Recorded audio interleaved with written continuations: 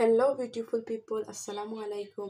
আজ আমি আপনাদের সাথে শেয়ার করব সহজ আলু স্যান্ডউইচ। তো এখানে আমার একটা ব্রেড আছে, এখানে আমার 3টি আলু আছে, 2টি পেঁয়াজ আছে আর কিছু কাঁচামরিচ আছে।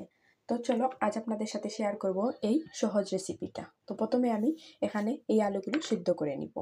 এখন আমি আমার আলুগুলোকে সিদ্ধতে বসিয়ে দিব।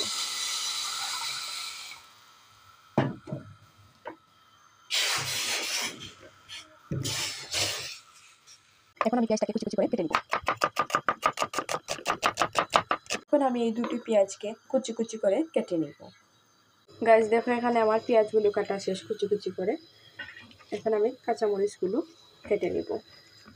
অলরেডি আমি আমার কাঁচামরিচগুলোকেও কুচি কুচি করে কেটে ফেলেছি। এখন আমার আলুগুলো সিদ্ধ হয়ে গেছে। এখন আমি আলুগুলোকে চুলা থেকে নামিয়ে পরিষ্কার করে নিব, আলুর গাদাগুলোকে ভালোভাবে। তারপর আমি আলুগুলোকে ম্যাশ করে নিব। গাইস এখন আমি আমার আলুগুলোকে ভালোভাবে ম্যাশ করে নিব।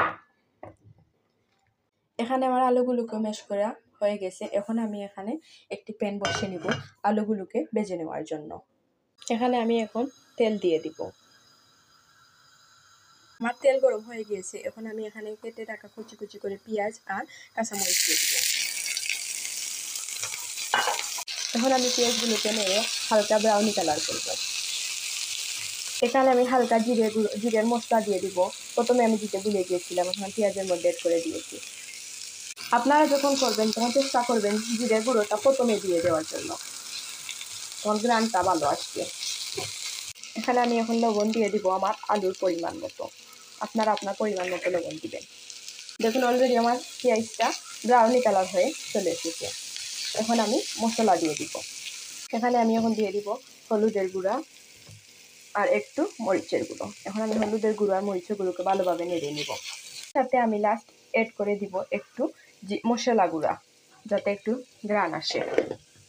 এখন আমি আমার আলুগুলোকে ভালোভাবে ভেজে দিব। এখন আমি ব্রেডে সস লাগিয়ে নিব।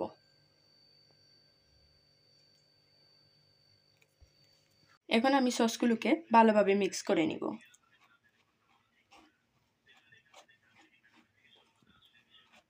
দুই পাশটা ভালোভাবে মিক্স করে নিব।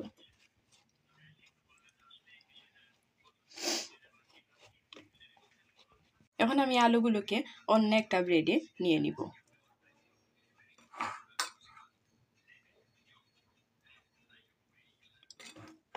এখন আমি আলু নিয়ে নিয়েছি। এখন আমি 2টা ব্রেডকে একসাথে নিয়ে নিব। এখন আমি আরেকটাকে সেম করব। সেমভাবে আলু নিয়ে নিব,